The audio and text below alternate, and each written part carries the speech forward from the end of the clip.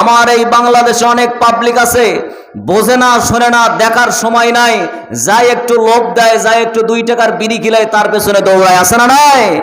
এইরকম দৌড়ানোর দিন শেষ। এখন সামনে আল কোরআনের বাংলাদেশ, ইসলামের বাংলাদেশ, কোরআন সুন্নাহর বাংলাদেশ। এই বাংলার জমিনে 92% মুসলমানের দেশে আমরা বুঝে শুনে অবশ্যই কোরআনের পক্ষে থাকবো। আল কোরআনের শাসন আমরা কায়েম করেই ছাড়বো। কারা কারা একমত আছেন দুই হাত তুলে আল্লাহকে দেখায় দেন। আল্লাহু আকবার, আল্লাহু আকবার। ঘরে ঘরে জালো, ঘরে ঘরে জালো, আল্লাহু আকবার। আপনাদের কষ্ট হলো নাকি? আমাদেরকে সৃষ্টি করছেন কে? আপনি যেই দল করেন কোনো আপত্তি নাই, সবারই সৃষ্টিকর্তা কে? আপনার ব্যক্তি জীবন, পরিবারের ভেতরে, সমাজের ভেতরে, রাষ্ট্রের ভেতরে, পার্লামেন্টের ভেতরেও হুকুম পালন করতে হবে কার? আরো জোরে বলেন কার?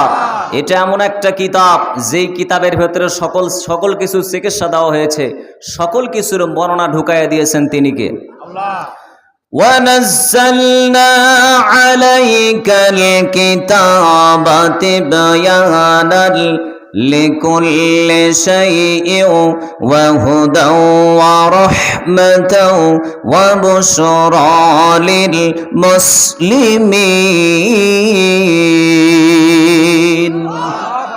আল্লাহ রাব্বুল আলামিন সূরা নাহলের 89 নম্বর আয়াতের অংশ বিশেষের মাধ্যমে মেসেজ আমাদেরকে দিলেন, হে নবী, এটা আমি আপনার প্রতি কিতাব নাজিল করেছি। সম্মানিত ভাইরা, আমার হাতে যে কিতাবটা দেখা যায়, জোরে বলেন কিতাবের নাম কি? কে নাজিল করেছেন? আমার নবীর উপরে আল্লাহ রাব্বুল আলামিন এই কিতাব নাজিল করলেন, আর বর্ণনা করে দিলেন যে এমন কোনো কিছু বিষয় নাই, ব্যক্তি জীবন কিভাবে তুমি গঠন করবে, পারিবারিক জীবন তুমি কিভাবে সাজাবে, সামাজিক জীবন তুমি কিভাবে পরিচালনা করবে, রাষ্ট্রীয় ব্যবস্থা কিভাবে পরিচালনা করবে, পার্লামেন্ট, সংসদ ভবন তোমার কিভাবে চলবে, আমি আল্লাহ রাব্বুল আলামিন তিবিয়ানান লিকুল্লি শাই, সকল কিছুর বর্ণনা এই কিতাবের ভেতরে দিয়েছি। জোরে কোন সুবহানাল্লাহ। কথা কার? الذين إن مكناهم في الأرض أقاموا الصلاة وآتوا الزكاة وأمروا بالمعروف ونهوا عن المنكر ولله عاقبة الأمور। আল্লাহ রাব্বুল আলামিন বলেন, মুসলমানদেরকে যখন আমি পাওয়ার দেব, রাষ্ট্রীয় ক্ষমতা দেব, তখন তাদের দায়িত্ব হবে 4টা। জোরে বলেন কয়টা? আমার এই বাংলাদেশ, আমার এই বাংলার জমিন 54 বছর হয়ে গেল। এই 54 বছরে আমরা দেখেছি অনেক প্রধানমন্ত্রী, প্রেসিডেন্টকে আমরা দেখেছি, যাদের নামের আগে মোহাম্মদ ছিল, যাদের নামের আগে মোসাম্মদ ছিল। কোন হিন্দু শাসককে আমরা পাই নাই, কিন্তু দুর্ভাগ্য জাতি আমরা 92% মুসলমানের দেশে এই বাংলার জমিনে কোনোদিন কোরআনের শাসন আমরা দেখতে পাই নাই। ঠিক কিনা জোরে বলে? আল্লাহ পাক বলেন, বান্দারা, মুসলমানদেরকে যখন আমি পাওয়ারে দেব, ওই মুসলমানদের দায়িত্ব হবে 4টা। ফার্স্ট দায়িত্ব, তারা নামাজ কায়েম করবে। জোরে বলেন কি? নামাজ কি কায়েম হচ্ছে? জোরে বলেন। আপনি যতই ব্যক্তিগতভাবে নামাজের আপনি দাওয়াত দেন না কেন, তেমন কোনো কিছু কাজে আসবে না। খোঁজ নিয়ে দেখেন, যে নামাজের দাওয়াত দিচ্ছে তার বেটায় নামাজ পড় না, কথা কয় না কে? যে ব্যক্তি নামাজের দাওয়াত দেয় তার স্ত্রী ঠিকভাবে নামাজ পড়ে না। এইরকম ভাবে কিয়ামত পর্যন্ত যদি আপনি নামাজের দাওয়াত দেন, কশিন কালেও সারা বাংলাদেশের মুসলমানদেরকে আপনি নামাজি বানাতে পারবেন না। আর যখন পার্লামেন্টে বিল পাস হয়ে যাবে, 5 ওয়াক্ত নামাজের বিধান জারি হয়ে যাবে, পাশাপাশি শাস্তির বিধান জারি হয়ে যাবে। আল্লাহর কসম করে বলছি, এই বাংলার জমিনে একজন মুসলমানকেও বাড়িতে খুঁজে পাওয়া যাবে না, ঠিক না? 2 নম্বর দায়িত্ব, তারা যাকাত ভিত্তিক অর্থ ব্যবস্থা কায়েম করবে। আর 3 নম্বর দায়িত্ব, তারা সৎ কাজের আদেশ দেবে। 4 নম্বর দায়িত্ব, অন্যায় কাজ থেকে বিরত রাখবে। আমরা বড়ই দুর্ভাগা জাতি, বড়ই দুঃখ কষ্ট আমাদের। অনেক প্রধানমন্ত্রী প্রেসিডেন্টকে আমরা মুসলমান পেয়েছিলাম, একজনও এই 4টি কাজ তারা বাংলার জমিনে বাস্তবায়ন করে নাই। আসছে কোন ঠিক? এগুলো আমাদের মুসলমানদের প্রাণের দাবি, যারা বলেন ঠিক কিনা? যারা কোরআনের কথা বলবে, যারা ইসলামের কথা বলবে, যারা নামাজ কায়েম করতে চাইবে, যাকাত ভিত্তিক অর্থ ব্যবস্থা কায়েম করতে চাইবে, অবশ্যই সেই সকল ব্যক্তিদের পক্ষে আমরা আছি। কারা কারা আছি দু হাত তুলে আল্লাহকে দেখায় দেই। নারে তাকবীর! হাত নামান। কষ্ট হচ্ছে আপনাদের? সেই কিতাব, যেই কিতাবের ভিতরে তিবয়ানান লিকুল্লি শাই, সকল কিছুর বর্ণনা দিয়েছেন তিনি কে? আল্লাহ। এ ভাই সাউন্ড তো ভালোই আসলো, আবার কি হলো? সাউন্ড তো ঠিকই আসলো, আবার ইনকা হলো কে? মাইক মিস করছে না? এই মাইকটা দেখো তো। এটা সম্মানিত ভাইরা, আমি আপনাদের সামনে সূরা হুদ থেকে 2টা আয়াত তেলাওয়াত করেছি। শুরুতেই আমি আপনাদের কাছে প্রশ্ন করেছিলাম, আমরা জান্নাত চাই না জাহান্নাম? আরো জোরে বলেন। 3টা কাজ আমাদের করতে হবে। আল্লাহ রাব্বুল আলামিন বলেন, 3টা কাজ যদি করতে পারো, আমি আল্লাহ পাক লিখে দিলাম, দলিল করে দিলাম, তোমরাই জান্নাতের অধিবাসী হবে, চিরকাল আমার জান্নাতে তোমরা থাকবে। জোরে কোন সুবহানাল্লাহ। সুবহানাল্লাহ। আল্লাহ রাব্বুল আলামিন বলেন, ইন্নাল্লাযীনা আমানু ওয়া আমিলুস সালিহাতি ওয়া আখবাতু ইলা রাব্বিহিম উলাইকা আসহাবুল জান্নাহ হুম ফিহা খালিদুন।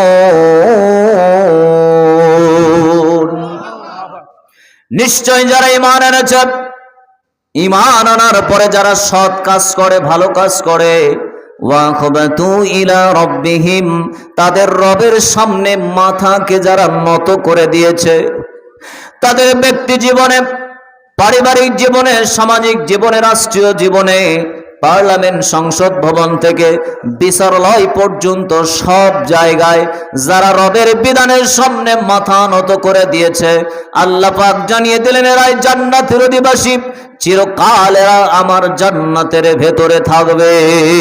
যেরকম সুবহানাল্লাহ। সম্মানিত ভাইয়েরা, আল্লাহ রাব্বুল আলামিন 1 নাম্বার পয়েন্ট বললেন যে ঈমান রাখতে হবে। আমি আপনাদের কাছে প্রশ্ন করতে চাই, আমরা ঈমান এনেছি কার উপরে? আরো জোরে বলেন। তুমিনুনা বিল্লাহি ওয়া রাসূলিহি ওয়া তুজাহিদুনা ফি সাবিলিল্লাহি বিআমওয়ালিকুম ওয়া আনফুসিকুম যালিকুম খায়রুল লাকুম ইন কুনতুম তা'লামুন। আল্লাহ রাব্বুল আলামিন বলেন, বান্দারা তোমরা আল্লাহ এবং রাসূলের প্রতি বিশ্বাস স্থাপন করবে। জাহান্নামের আগুন থেকে যদি বাঁচতে চাও, ঈমান আনতে হবে কার উপরে? সেই ঈমানটা আমাদের কেমন হবে? সাহাবীদের দিকে যদি আমরা তাকাই, হযরত আব্দুল্লাহ ইবনে হুযায়ফা সাহাবী রাদিয়াল্লাহু তাআলা আনহু, তার ঈমানটা এত মজবুত ছিলেন, সুদৃঢ় ঈমানের তিনি অধিকারী ছিলেন। হযরত আব্দুল্লাহকে যখন অ্যারেস্ট করা হলো, বাদশাহ কায়সার, পারস্যের সম্রাট বাদশাহ কায়সার বলছে যে যদি কোনো তোমরা আল্লাহ রাসূলের সাহাবীকে দেখতে পাও, তাহলে আমার কাছে অ্যারেস্ট করে নিয়ে আসবে। সাহাবীদের জীবনে আমি পড়েছি, সাহাবীদের বীরত্বের কথা আমি শুনেছি, তাদের ঈমানের কাহিনী আমি বর্ণনা শুনেছি। ওই সকল আল্লাহ রাসূলের সাহাবীদেরকে আমি নিজের চোখে দেখতে চাই। আল্লাহু আকবার বল।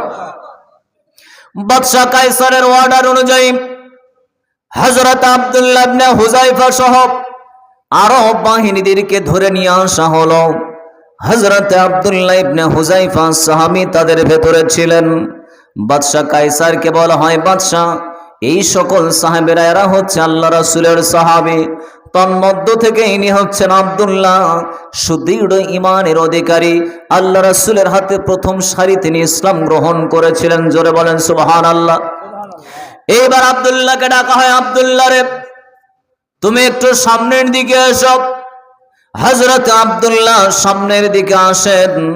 আব্দুল্লাহকে বাদশাহ প্রশ্ন করে, জিজ্ঞাসা করে, প্রস্তাব দেয়, আব্দুল্লাহ রে তোমাকে আমি একটা প্রস্তাব দিতে চাই, তুমি যদি প্রস্তাবটা মেনে নাও, রাজি হও, বিনিময়ে আমি তোমাকে সম্মানিত করব। শুধু সম্মানিতই করব না, আমার যে সুন্দরী কন্যা আছে এই কন্যাকে আমি তোমার সঙ্গে বিবাহ দিয়ে দিব। বলতেছে প্রস্তাবটা কি? প্রস্তাবটা এটাই, তোমাকে এই জায়গায় এই মুহূর্তে ঈমান ত্যাগ করে খ্রিস্টান ধর্ম গ্রহণ করা লাগবে। নাউজুবিল্লাহ। কালকে কইেন, জোরে বলেন নাউজুবিল্লাহ, আরো জোরে বলেন নাউজুবিল্লাহ। বিনিময়ে আমি তোমাকে আমার সুন্দরী কন্যার সাথে বিবাহ দেব। কি হলো, এখনো ঠিক হয় না কেমাই? গেছে কি? ও গেছে না? তা আলোচনা কি বোঝা যাচ্ছে? হযরত আব্দুল্লাহকে প্রস্তাব দেওয়া হলো যে ঈমান ত্যাগ করতে হবে, নইলে কি, মানে যদি ঈমান ত্যাগ করো তাহলে আমার যে সুন্দরী কন্যা আছে এই সুন্দরী কন্যার সাথে বিবাহ দেব। আমার দেশের যদি কোনো যুবককে বলা হতো যে প্রধানমন্ত্রী পীরের সাথে তোমার বিয়ে দেওয়া হবে, ইসলাম ত্যাগ করা লাগবে, এই কি করলো নি? কথা কয় না কে? আগা কাতারে দৌড়ল নি, কথা কন ঠিক কিনা? এমনি যুবকেরা মনে করেন প্রস্তাব ছাড়াই, বিনিময় ছাড়াই যেভাবে লাইন ধরে দাঁড়িয়ে থাকে, স্কুলের কলেজের সামনে এমন ভাবে ইতিমের মতো ছায়া থাকে, মনে হচ্ছে বাপ মাও দায়িত্ব দিয়েছ। কথা কন ঠিক কিনা? তবে এই এলাকার যুবকরা ভালো, আলহামদুলিল্লাহ কন, জোরে বলেন আলহামদুলিল্লাহ। অনেক যুবকরা এখন ইসলাম প্রিয় হচ্ছে, সুবহানাল্লাহ বলেন। যুবকদের মুখে দাড়ি দেখা যায়, কিন্তু মা দেখা যায় বাবার মুখে দাড়ি নাই। কথা সত্য না মিথ্যা? অনেক বাবার মুখ দাড়ি নাই, কিন্তু সন্তানের মুখ কি? তোকে জিজ্ঞাসা করছে কি বাবা দাড়ি রাখেন না কে? তো বলতেছে বয়স আর না হোক, বিয়েই বিয়েন হোক। আছে না নাই? মানে বিয়েনও কই চকচকা মুখ দেখাবি, আছে না নাই? জোরে বলে। এখনকার বর্তমান যুবকরা ইসলাম প্রেমিক হচ্ছে, কোরআন প্রেমিক হচ্ছে, যুবকরা নামাজি হচ্ছে, যুবকেরা চায় এই বাংলার জমিনে কোরআনের শাসন। জোরে বলেন ঠিক কিনা? জোরে বলেন ঠিক কিনা? যার প্রমাণ আমরা দেখেছি, সেই ঢাকা বিশ্ববিদ্যালয় থেকে শুরু করে নিয়ে, রাজশাহী বিশ্ববিদ্যালয় থেকে শুরু করে নিয়ে, চট্টগ্রাম বিশ্ববিদ্যালয়, জগন্নাথ বিশ্ববিদ্যালয়, জাহাঙ্গীরনগর বিশ্ববিদ্যালয়, সব জায়গায় ইসলাম প্রিয় যুবকদের বিজয় হয়েছে। জোরে বলেন ঠিক কিনা? জোরে বলেন ঠিক কিনা? এই যুবকদের থেকে শিক্ষা নিতে হবে। আগামীর দেশ কোরআনের দেশ, আগামীর দেশ ইসলামের দেশ, আগামীর দেশ আলেমদের দেশ। আমরা কারা কারা কোরআনের পক্ষে আছি, দোয়া তুলে আল্লাহকে দেখায় দেই। তাকবীর দিলে গুনাহ হবে। এ ভাই তাকবীর দেন তো না, আই সর্বনাশ, হাত তুলে আছে সগলি। নারায়ে তাকবীর, আল্লাহু আকবার, লিল্লাহি তাকবীর, আল্লাহু আকবার। খ্রিস্টান আসমানে আলো, ঘরে ঘরে জালো, আলেমুলামার আলো, ঘরে ঘরে জালো, আল হাদিসের আলো, ঘরে ঘরে জালো। নারায়ে তাকবীর। আল্লাহু আকবার। মাঝে মাঝে একটু তাকবীর দিলে গাও গরম হয়ে যাবে, শয়তান খালি মনে করেন দৌড়ে অংশ হবে না। কথা কোন ঠিক কিনা? এটা তো আল্লাহর অর্ডার। ওয়া রাব্বাকা ফাকাব্বির, আপনি তাকবীর দেবেন কার নামে? আল্লাহর। কার নামে? আমার নবীকে আল্লাহ পাক অর্ডার করেছেন। এটা কোনো দলের স্লোগান না, স্লোগান কার? আল্লাহ, আল্লাহর স্লোগান। যার জবান থেকে এই স্লোগান বের হবে বোঝা যাবে সেই ব্যক্তি প্রকৃত ঈমানদার। সুবহানাল্লাহ বলেন। আর যার জবান থেকে এই তাকবীর স্লোগান বের হবে না, তার ঈমানের মধ্যে ঝামেলা আছে। কথা কোন না? সম্মানিত ভাইরা, হযরত আব্দুল্লাহকে প্রস্তাব করা হয়, আব্দুল্লাহ রে তোমাকে আমি আমার সুন্দরী কন্যার সঙ্গে বিবাহ দেব, কিন্তু শর্ত একটা, সেটা কি? জোরে বলেন। ঈমান থাকতে হবে। এবার আব্দুল্লাহ বলে, বাদশা রে, আমাকে যদি বলা হয় 1 সেকেন্ডের জন্য, 1 মুহূর্তের জন্য ঈমান ত্যাগ করতে হবে, বিনিময়ে যদি আমাকে সুন্দরী কন্যার সঙ্গে বিবাহ দেওয়া হয়, আমি আব্দুল্লাহ জীবন দিয়ে দেব। আমার জীবন বিসর্জন যাবে, তবু 1 চুল পরিমাণ আমি ঈমান ত্যাগ করতে রাজি নাই। নারে তাকবীর। এবার বাদশা কায়সার বলে, আব্দুল্লাহ রে, আমি জানি তুমি অত্যন্ত বুদ্ধিমান, তোমার ব্রেন অনেক, স্মৃতিশক্তি অনেক, তুমি অনেক মজবুত ইমানের অধিকারী, এটাও আমি ভালো করে জানি। তবে তোমাকে আমি আর একটা প্রস্তাব দেই, আমার যে রাষ্ট্র আছে, এই রাষ্ট্রের অর্ধেক আমি তোমার নামে লিখে দেব, ছেড়ে দেব। বিনিময় কি করতে হবে? ঈমান থাকতে হবে। আব্দুল্লাহ বলে, বাদশা রে, তোমার অর্ধেক রাষ্ট্র কেন, তোমার পুরো রাষ্ট্র সহ এই আরব বিশ্বে যত রাষ্ট্রগুলো আছে, সমস্ত রাষ্ট্র যদি আমাকে দেওয়া হয়, লিখে দেওয়া হয়, এবং তোমার সুন্দরী কন্যাকে যদি বিবাহ দেওয়া হয়, বিনিময়ে বলা যদি হয় যে ঈমান ত্যাগ করতে হবে, আমি আব্দুল্লাহ সব কিছু ছাড়তে রাজি আছি, জীবন পর্যন্ত দিতে রাজি আছি, তবুও 1 চুল পরিমাণ কোরআন ছাড়া, আল্লাহ রাসূলের সুন্নাহ ছাড়া ঈমান আমি ত্যাগ করতে পারবো না। নারে তাকবীর। এবার আব্দুল্লাহকে বাধা হলো। আব্দুল্লাহকে বলা হয়, আব্দুল্লাহ রে, এই মুহূর্তে আমি তোমাকে মেরে ফেলবো, হত্যা করব। আব্দুল্লাহ বলে, হাইসু শেতা, যেমন ইচ্ছা যেভাবে আপনি আমাকে মারতে পারেন, কোনো আমার আপত্তি নাই। তার কারণ আমি আব্দুল্লাহ জানি হায়াত এবং মউতের মালিক একজন আছেন। জোরে বলেন, চিৎকার দিয়ে বলেন, তিনি কে? আরো জোরে। الذي خلق الموت والحياة ليبلوكم أيكم أحسن عملا وهو العزيز الغفور। তিনি সেই মহান সত্তা, যিনি মাউত এবং হায়াত সৃষ্টি করেছেন। সর্বপ্রথম যিনি মাউত সৃষ্টি করলেন, তারপরে জীবন দান করলেন। মায়ের গর্ভে আমরা ছিলাম মরা, সেখান থেকে জীবন দিলেন, তিনি কে? আরো জোরে। পিতার পৃষ্ঠদেশ থেকে কি হয়, বাইরে দাও, বেশ কমে দাও। পিতার পৃষ্ঠদেশ থেকে 1 বিন্দু নাপাক পানি, সেখান থেকে আমরা মায়ের গর্ভে চলে আসলাম। আমরা জমাট বাঁধা রক্ত হলাম, তখন আমাদের জীবন ছিল না, আমরা ছিলাম মরা। সেখান থেকে হুয়াল্লাযী ইউসাউবিরুকুম ফিল আরহাম, মায়ের গর্ভে যিনি আকৃতি দান করলেন, সবাই এক বাক্যে চিৎকার দিয়ে বলেন, তিনি কে? আরো জোরে বলেন। কাইফা তাকফুরুনা বিল্লাহি ওয়া কুনতুম আমওয়াতা ফাআহইয়াকুম থুম্মা ইউমীতুকুম থুম্মা ইউহয়ীকুম থুম্মা ইলাইহি তুরজাউন। আল্লাহ রাব্বুল আলামিন বলেন, বান্দারা, তোমরা কেমনে আল্লাহকে অস্বীকার করতে পারো? তোমরা তো ছিলে মরা। ফাআহইয়াকুম, আমি আল্লাহ পাক তোমাদেরকে জীবন দান করলাম। জোরে বলেন আল্লাহু আকবার। আল্লাহ পাক সেখান থেকে আমাদেরকে বের করলেন, আমরা জমিনে চলে আসলাম। সেখান থেকে আমরা বলতে পারি যে হায়াত এবং মউতের মালিক তিনি কে? আরো জোরে। জোর হলো না, জোরসে মারো, চিৎকার দিয়ে বলেন, হায়াত এবং মউতের মালিক কে? আরো জোরে বলেন, আমাদের রব কে? ইন্নাল্লাযীনা ক্বালু রাব্বুনাল্লাহু থুম্মা ইসতাকামু تتنزل عليهم الملائكة ألا تخافوا ولا تحزنوا وأبشروا بالجنة التي كنتم توعدون আল্লাহু আকবার। নিশ্চয় যারা বলে আমাদের রব আল্লাহ, ঠিকাদার পাড়া মন্ডল পাড়া লোকদেরকে আমি জিজ্ঞাসা করতে চাই, সবাই এক বাক্যে বলেন তো আমাদের রব কে? আল্লাহ। আচ্ছা, আমি আরেকটা প্রশ্ন করতে চাই, এই গ্রামের সারা বাইরের গ্রামে কয়জন আছেন হাত তোলেন তো একটু। আমি জানি তো ওটাই বেশি হবি, কতক্ষণ না গায়ে।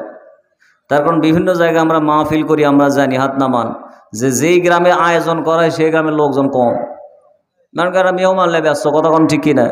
তো আমি উদারত আহ্বান জানাবো যারা আয়োজন করেছেন, আশা করি এই পাড়ার যারা আছে একজন করে যদি বসে এটি জায়গা দেওয়া যাবে না, কথা বলেন ঠিক কিনা। প্রধান মেহমান সুদূর রাজশাহী থেকে এসেছেন, বিশিষ্ট কারি, এই কয়েকজন লোক দেখলে আপনারা খুব সম্মানিত হবেন নাকি?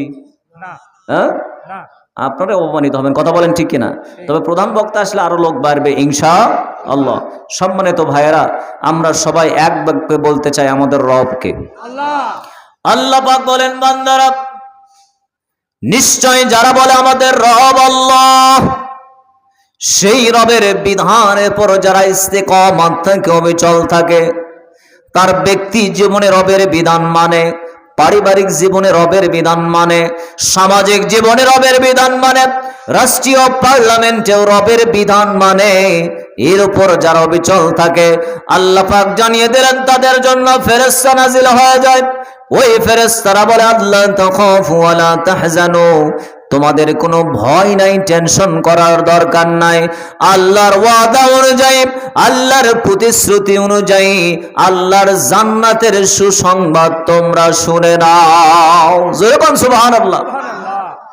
আমার ভাইরা, হযরত আব্দুল্লাহ জানিয়ে দিলেন, বাদশারা মৃত্যুর ভয় আমাকে দেখে কোনো লাভ হবে না, তার কারণ আমি জানি হায়াত এবং মওতের মালিক আল্লাহ রাব্বুল আলামিন।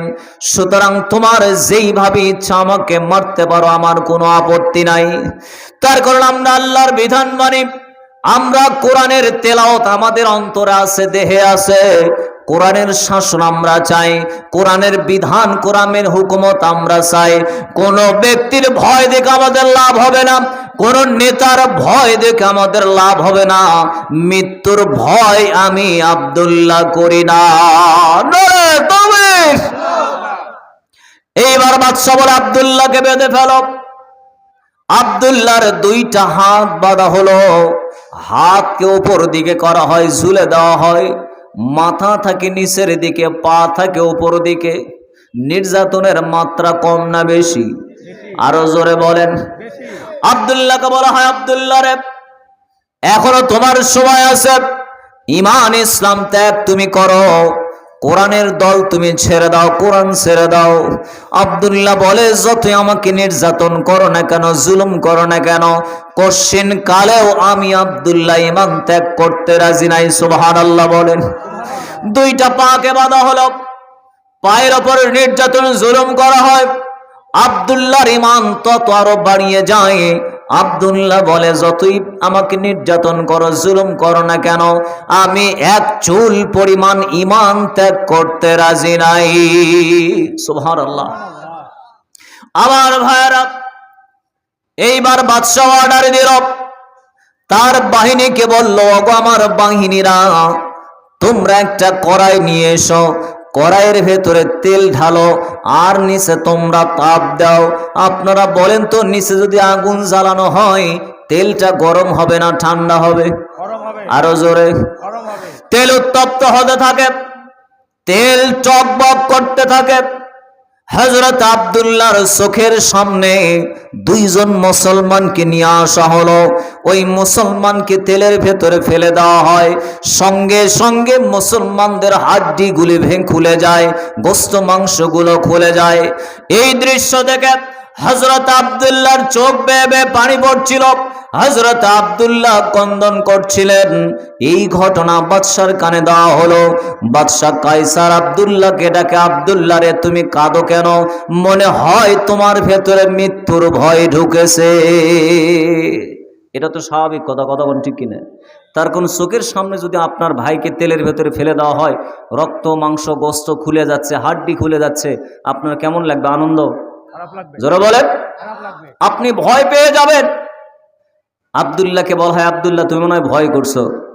আব্দুল্লাহ বলে যে আমি দুনিয়ার কোনো মানুষকে ভয় পাই না, ভয় পাই কাকে? আল্লাহকে, আরো জোরে বলেন।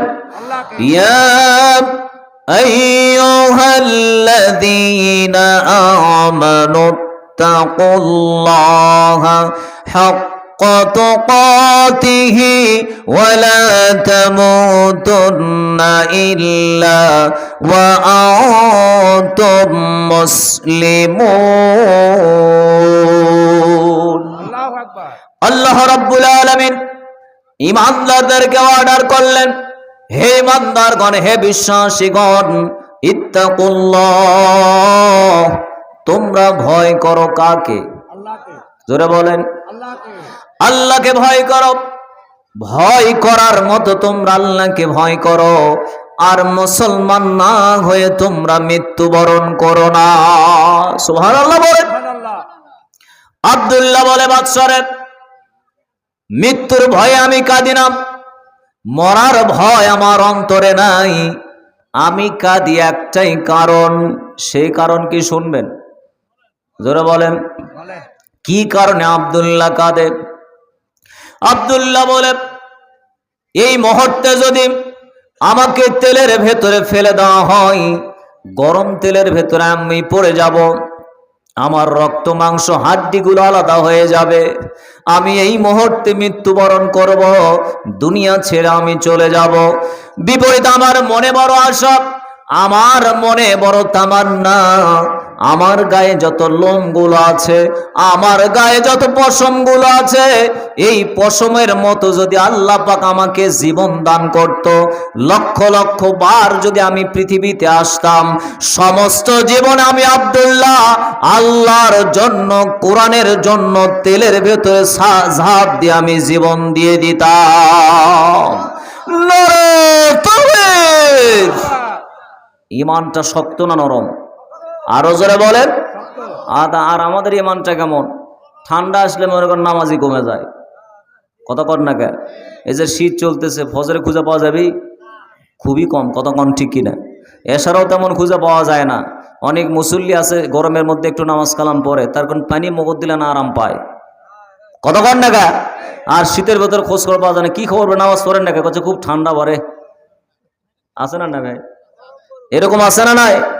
বিভিন্ন এলাকায় আমরা বিভিন্ন মুসল্লি দেখি, কত ধরনের মুসল্লি নেবেন, মানে সাপ্তাহিক মুসল্লি আছে, তারপরে মাসিক আছে, বাৎসরিক আছে, আছে না নাই? অনেক মুসল্লিকে আমরা দেখতে পাই। তো সম্মানিত ভাইয়ারা, এই ঠান্ডা আসলে বোঝা যায় যে আমাদের ইমানের ব্যাটারিটা কেমন।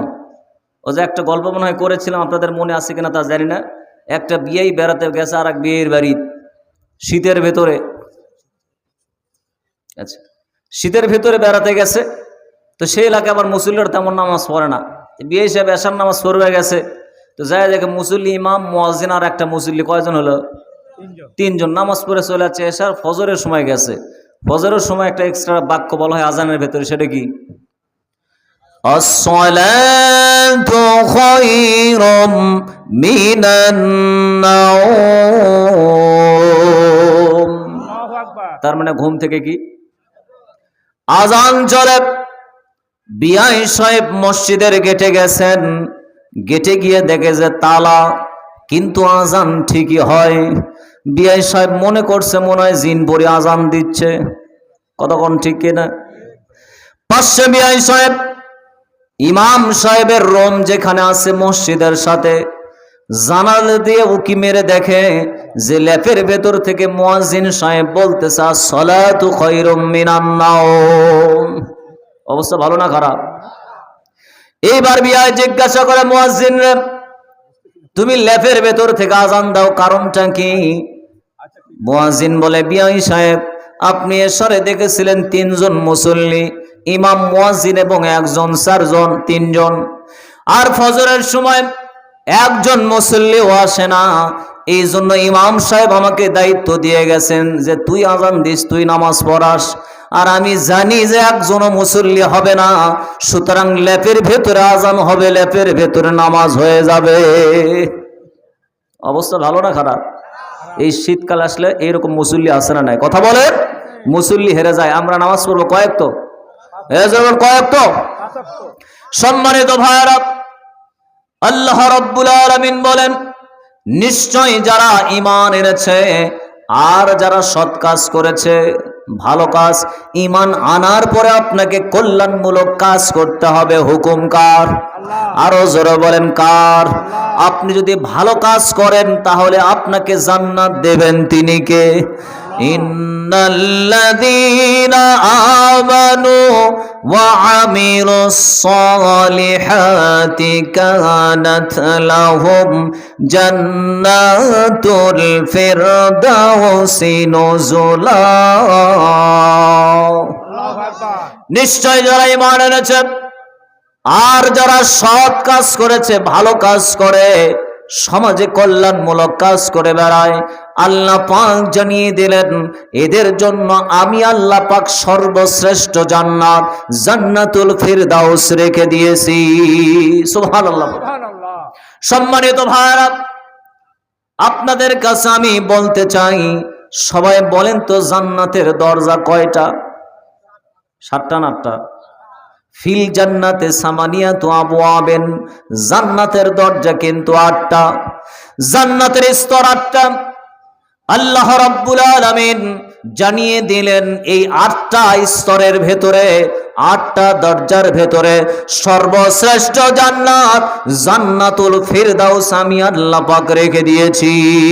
সুবহানাল্লাহ বলেন। সেই জান্নাত আমরা চাই কি চাই না? জোরে বলেন, চাই কি চাই না? একটু জিকির করেন, লা ইলাহা ইল্লাল্লাহ, লা ইলাহা ইল্লাল্লাহ, লা ইলাহা ইল্লাল্লাহ, লা ইলাহা ইল্লাল্লাহ। নেই কেহ নেই মাবুদ আল্লাহ ছাড়া, লা ইলাহা, জোরে লা ইলাহা। পাখির গানে গানে, নদীর কলতানে, যাই শোনা যায় ওই নামের গান, ইল্লাল্লাহ, লা ইলাহা, জোরে লা ইলাহা, লা ইলাহা ইল্লাল্লাহু মুহাম্মাদ।